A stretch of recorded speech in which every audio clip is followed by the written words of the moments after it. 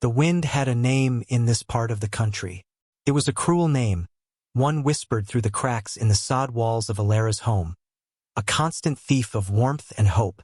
It scoured the plains, leaving nothing but dust and the hard, unyielding truth of their poverty. Inside the small, dim house, the world was reduced to three things: the shallow rhythm of her daughter Lily's breathing as she slept, the last handful of flour in its sack, and the formal, damning script of the notice on the rough-hewn table. Eviction. The word was as barren as the land outside. It promised a different kind of cold, one from which no blanket could offer reprieve. Alara traced the edge of the paper with a trembling finger, the dry parchment feeling like a final judgment. It was her husband's fault for dying, for leaving her with nothing but a half-tilled plot of land that refused to yield. It was her fault for believing his promises, for seeing a future in a place that only knew how to take. Fear was a physical presence in the room, a knot of ice in her stomach. It was not for herself that she felt its sharpest sting, but for the small, warm body in the cot. Lily, with her father's bright eyes and a faith in the world that Alara could no longer afford. What would become of them?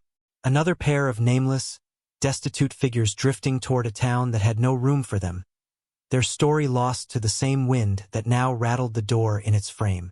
She pressed her forehead against the cool, dirt-packed wall, the smell of earth and despair filling her lungs. The sun was setting, bleeding orange and purple across the vast, indifferent sky, a beautiful and terrible painting of their solitude. The light caught the tin cup on the table, the one Lily drank from, and for a moment, the weight of that simple, precious life was so immense it threatened to shatter her completely. Mr. Finch arrived 2 days later, his horse a fine, well-fed creature that seemed an affront to the starved landscape. He moved with an oily confidence, his smile never quite reaching his eyes. He surveyed the meager cabin not with pity, but with the calculating gaze of a man tallying assets. He ignored the worn-down state of the fences, the fallow patch of garden, seeing only the acreage, the potential profit. Alara stood in the doorway, her arms crossed over her chest, a useless shield against his intrusion. Lily hid behind her skirts, a small hand clutching the fabric. "Mrs. Hayes," Finch began, his tone dripping with a false sympathy that made her skin crawl. A difficult situation. A true pity. He dismounted, letting the reins drop. "The bank is not an institution of charity, as you know. They must have what is owed." Alara said nothing. There were no words that could change the math of their debt. He took a step closer, his gaze sweeping over her, lingering in a way that felt like a trespass. "However," he continued, lowering his voice, "arrangements can be made. A woman alone with a child to think of. A man of my position could be a great help. A protector." The implication hung in the dry air between them, foul and suffocating. It was not a home he was offering, but a cage. All she had left in the world was her dignity, a fragile, brittle thing, and he was trying to grind it under his heel. A cold fury, sharp and clean, cut through her fear. "We will be gone by the end of the week as the notice requires," she said, her voice steady, betraying none of the terror that clawed at her insides. Finch's smile tightened. It was a look of contempt, of a predator whose prey had shown an unexpected spark of defiance. "Suit yourself?" he sneered, turning back to his horse. "The prairie has a way of swallowing stubborn women. Don't expect any help from your neighbors. They know which side their bread is buttered on." He swung himself into the saddle and wheeled the horse around, kicking up a cloud of dust that settled over her like a shroud. Alara watched him go, the fury draining away, leaving behind the familiar, hollow ache of hopelessness. He was right. No one would help. They were utterly, terrifyingly alone. From her small window she could sometimes see the man. He was a feature of the distant landscape, as permanent and silent as the rocky bluffs he worked near. The townspeople called him Silas. They spoke of him in hushed, wary tones. A giant, they said, an outcast who kept to himself, his past a closed book no one had the courage to open. He was immense, even from a distance, a man carved from the same hard granite as the hills. He moved with a slow, deliberate economy of motion, whether he was clearing rock or mending the long stretches of fence that marked the edge of the largest cattle ranch in the territory. Elara watched him not out of fear, but a kind of detached curiosity. He was a symbol of the very thing she was fighting, solitude. Yet his solitude seemed chosen, a fortress, while hers was a prison. He never came to town unless necessary, and when he did, people gave him a wide berth. She had seen him once up close standing outside the general store. The sheer scale of him was breathtaking. He blocked the sun, a mountain in worn denim and leather. But it was his eyes that had held her. They were not cruel or vacant, but deep-set and weary, carrying a sorrow that felt ancient and familiar. He seemed less a monster and more a man bearing an immense weight, and not just the physical kind. She found herself watching for him in the mornings, his distant figure a strange comfort in the vast emptiness. He was a constant, a fixed point in a world that was about to spin out from under her. He represented a kind of survival she could not yet comprehend, one rooted in strength and silence, a quiet refusal to be broken by the land that had broken so many others, including her own husband. He was a mystery, a part of the harsh, beautiful, and unforgiving world she was about to be cast out of forever. The afternoon was heavy with the heat of impending failure. Elara worked feverishly, her hands raw from packing their few belongings into a worn wooden crate. Each item, a chipped plate, a faded quilt, her husband's whittling knife, was a testament to a life that was now over. She was so consumed by the rhythm of her grief and labor that she didn't notice the silence until it pressed in on her. Lily. The yard was empty. A frantic coldness washed over her, more chilling than any winter wind. Lily. Her voice was a raw cry, swallowed by the immense space. She ran from the cabin, her heart hammering against her ribs, her mind conjuring terrible images. A fall, a snake, the deep, hidden well. She scanned the horizon, a flat, endless line of brown and pale blue, and then she saw it. A tiny splash of blue from Lily's dress, impossibly far away, a speck of color moving steadily toward the rocky bluffs. Toward him, Silas. He was there, on his knees, his massive back to them. He looked like a man in prayer, humbled before the vastness of the sky. Panic seized Elara, and she ran, her feet stumbling on the uneven ground, the dry grass tearing at her skirt. She had to get to Lily before. Before what? The town's whispers, the fearful stories, turned to poison in her mind. As she drew closer, breathless and terrified, she saw that he was not praying. He was working, his large hands deftly wrapping wire around a split fence post.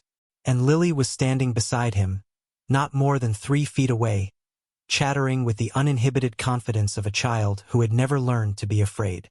She was holding up a smooth, gray stone, explaining its virtues with solemn importance. Elara slowed, her panic giving way to a profound sense of bewilderment. Silas remained on his knees, his movements gentle, his posture non-threatening. He listened to the child's monologue, his head tilted slightly. He had not touched her, had not even looked directly at her, but was simply sharing the space, his quiet presence an act of profound patience. Elara stopped a dozen yards away, hidden behind a scraggly juniper, her own fear suddenly feeling foolish and foreign. She was witnessing not a threat, but a moment of strange, quiet communion between the smallest and largest of beings on this empty prairie. "Mama, look!" Lily's voice, bright and clear, shattered the silent tableau. She had spotted Elara and was waving her over, the precious gray stone still clutched in her hand. Elara's feet felt rooted to the ground. To walk forward was to acknowledge this bizarre scene, to step into a reality for which she had no map. Silas slowly, deliberately, rose to his full height. The movement was fluid, not menacing, but the sheer scale of him was overwhelming. He turned, and his gaze met hers across the sun-scorched earth. It was the same look she remembered from town. Not of aggression, but of a deep, abiding weariness, and something else she couldn't name. Resignation, perhaps. He expected her fear, her accusations. He stood perfectly still, waiting for the condemnation he had likely faced his entire life. Alara forced herself to walk forward, her legs unsteady. She pulled Lily to her side, her hand resting protectively on her daughter's shoulder. The child, however, felt no danger. She beamed up at the giant. "He was fixing the fence, Mama." "He works very hard." Alara could only nod, her throat too tight for words. She looked from the meticulously repaired fence post to the man's calloused, capable hands. They were hands that could have crushed stone, yet they had worked with such precision. An awkward, heavy silence descended, broken only by the incessant whisper of the wind. Alara knew she should say something, thank him perhaps, or simply take her daughter and leave. But she was paralyzed by the convergence of her desperation and his quiet strength. It was Lily, in her infinite and terrifying innocence, who spoke into the void. She looked at her mother's worried face, the lines of exhaustion etched around her eyes. Then she looked up, and up, at the mountain of a man who stood so patiently before them. Her child's mind, operating on a logic both simple and profound, found a solution. "You're very big," she stated, a simple fact. "You could help us. Mr. Finch is a mean man." Silas's expression did not change, but a flicker of something, surprise perhaps, stirred in the depths of his eyes. Lily took a small, bold step forward. "You should marry my mama." The words, so utterly preposterous and so profoundly sincere, hung in the air like dust motes in a sunbeam. Alara's face burned with a shame so intense it was dizzying. She wanted the earth to open and swallow her whole. But Silas did not laugh. He did not mock them. He simply looked down at the tiny girl, and then his gaze lifted to meet Alara's, holding it for a long, unreadable moment. In his silence, there was not rejection, but the quiet, unnerving weight of consideration. He never spoke of Lily's proposal. He did not answer, nor did he walk away. The next morning, Alara opened her door to find 2 plump rabbits lying on the worn step, cleaned and ready for the pot. There was no note, no sign of who had left them, but she knew. It was an offering, a response delivered not in words but in deed. She cooked them into a stew, the first decent meal they'd had in a week, and the aroma filled their small home with a sense of provision she had forgotten was possible. A few days later, a storm rolled in, one of those violent prairie squalls that threatened to tear the roof from its moorings. A familiar leak began to drip over Lily's cot. Before Alara could even move the bed, she heard a heavy tread on the roof. Through the window, she saw Silas's broad silhouette against the bruised sky, his form slick with rain as he calmly nailed a loose piece of sod and tar paper back into place. He worked through the heart of the storm and was gone before it passed, leaving behind only the evidence of his protection. A dry corner, a silent ceiling. Trust was not a gift she could give easily. It had been buried with her husband. But this man asked for nothing. He did not speak of payment or obligation. His help was as silent and steady as his presence on the horizon. He moved in the periphery of her life, a quiet guardian she had not asked for. One afternoon, he appeared at the edge of her property while she was struggling to draw water from the nearly dry well. He didn't approach, just watched for a moment before turning and walking away. An hour later, he returned, carrying a freshly cut willow branch. He held it out to her. It was a dowsing rod. He made a gesture with his hands, a simple motion indicating how to hold it, where to walk. She took it from him, their fingers brushing for a fleeting second. His skin was rough as bark. Following his silent instruction, she walked the parched earth, and to her astonishment, the branch dipped, pulled by a force she couldn't see. He had not just given her a tool. He had given her knowledge, a way to find life in a land that offered only death. He was teaching her the language of this place, a language he spoke with a fluency that came from long, hard years of listening. The first meal they shared was an act of quiet negotiation. He had brought a small sack of potatoes from his own meager garden. Leaving it by her door felt like a question. She answered it by leaving the door ajar that evening, the scent of roasting rabbit and potato stew drifting into the cool night air. He came just after dusk, filling the doorway, his presence making the tiny cabin feel even smaller. He removed his hat, his movements careful, as if afraid he might break something. He sat at the small table she had cleared, his large frame folded awkwardly onto the rickety chair. Lily, perched on her own stool, was the bridge between their two islands of silence. She chattered about her day, about the shapes she saw in the clouds and the color of a beetle's shell, and he listened with a solemn intensity, his gaze fixed on the child. He ate slowly, his manners surprisingly gentle for a man of his size. Alara watched him over the rim of her cup. In the flickering lamplight, the hard lines of his face seemed to soften. "The winters are worst," he said, his voice a low rumble, startling her after the long silence. It was the first full sentence he had ever spoken to her. "The wind. It finds every crack." He was not just making conversation. He was sharing a piece of his solitude, a truth learned in hardship. She found herself responding in kind. "My husband, he didn't understand the wind," she murmured, the admission costing her a piece of her pride. "He thought he could fight it." Silas nodded, his eyes holding a profound and sorrowful understanding. "You don't fight the land," he said quietly. "You learn to stand with it." It was in that moment she realized the townspeople were wrong. He was not an outcast because he was monstrous, but because he was different.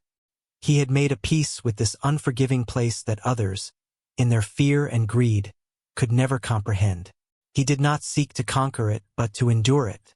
For the first time, Alara felt a flicker not just of gratitude, but of connection, a shared recognition of the weight they both carried. The final day arrived not with a storm, but with a cold, clear sky that offered no place to hide. Alara saw the dust cloud on the horizon long before she could make out the riders. Finch was coming. Her stomach twisted into a familiar knot of fear, but this time, it was different. It was laced with a thin, defiant thread of anger. She stood on her porch, her hands clasped before her, and waited. Lily stood beside her, her small hand gripping Alara's skirt. When Finch and his two hired men rode into the yard, they pulled up their horses, their expressions a mixture of surprise and annoyance. Silas was there. He wasn't standing in front of the cabin like a barricade. He was sitting on the top step of the porch, calmly sharpening a large blade with a whetstone. The rhythmic, scraping sound was the only noise in the tense silence. He didn't get up. He didn't look at them. He just continued his work, his sheer, immense presence a silent declaration. Finch's face curdled with rage. "You," he spat at Silas. "This doesn't concern you, giant. This is bank business." Silas stopped sharpening the blade. He lifted his head slowly, and his gaze, level and cold, pinned Finch in his saddle. The weariness was gone, replaced by something ancient and immovable like rock. "She's not alone," Silas said, his voice low but carrying with absolute clarity. It was not a threat, but a statement of fact. Finch blustered, his bravado a flimsy cloak.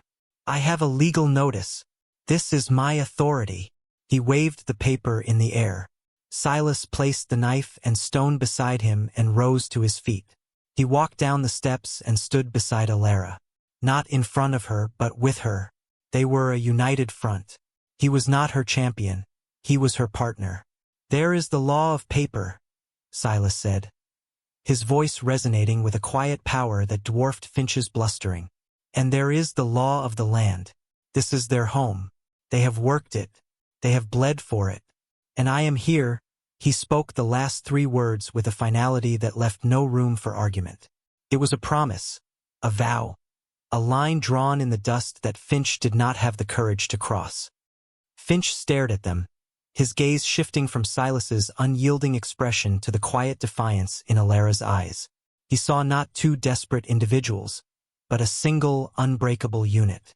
His hired men shifted nervously in their saddles, looking at their employer for direction. They were paid to intimidate a lone woman, not to face down a legend. The giant was a force of nature, and his resolve was absolute. With a sputtered curse, Finch yanked on his reins, his face a mask of thwarted greed. He was a bully who had met a wall he could not break. "This isn't over," he snarled. But the threat was hollow, a final pathetic puff of smoke. He wheeled his horse around and galloped away, his men following close behind, leaving only a trail of settling dust and a profound, ringing silence. The victory was not loud or glorious. It was as quiet and deep as the land itself. It was the feeling of a fever breaking, of a heavy weight being lifted. Alara let out a breath she hadn't realized she was holding, her body trembling with the release of weeks of terror. Lily, sensing the shift, finally let go of her mother's skirt and ran to Silas, wrapping her small arms around one of his massive legs in a gesture of pure, uncomplicated trust. Silas looked down at the child, and a faint, almost imperceptible softening touched the corners of his mouth. He rested a hand gently on her head, his fingers spanning the whole of her skull. The gesture was one of reverence, of protection. The threat was gone. The land was still theirs. The future was still a vast, unknown country, but the path into it no longer had to be walked alone. They stood together on the porch for a long time, watching the last traces of dust disappear into the vast horizon. The sun began its slow descent, painting the sky in shades of rose and gold. The wind, for once, was gentle, a soft murmur through the dry grass. A quiet understanding had settled between them, a foundation built not on promises, but on shared struggle and silent acts of loyalty. Lily, tired from the day's tension, leaned her head against Silas's leg, her eyes heavy. Alara looked at the scene. This giant of a man and her tiny daughter, a tableau of impossible tenderness. He had become their anchor in a world that had tried to set them adrift. Silas finally looked at Alara, his expression open and questioning. He didn't need to speak the words. His gaze held the memory of Lily's childish proposal, now imbued with a new and serious weight. It was no longer a preposterous idea, but a possible future. She saw in his eyes not a demand, but an offering. He was offering his strength, his steadfastness, his quiet heart. In that moment, Alara felt the last of her old fears fall away, replaced by a strength she hadn't known she possessed. It was not the strength of defiance, but the strength of acceptance, of choosing a new path. A small, genuine smile touched her lips for the first time in months. It was an answer. The world outside was still harsh, the coming winter would be long, and their survival was far from guaranteed. But a home was more than sod walls and a plot of land. It was a place of safety, of partnership, of shared resolve. She was no longer a widow defined by what she had lost, but a woman defined by what she was willing to build. Here, on the edge of the world, against all odds, they would not just endure. They would begin.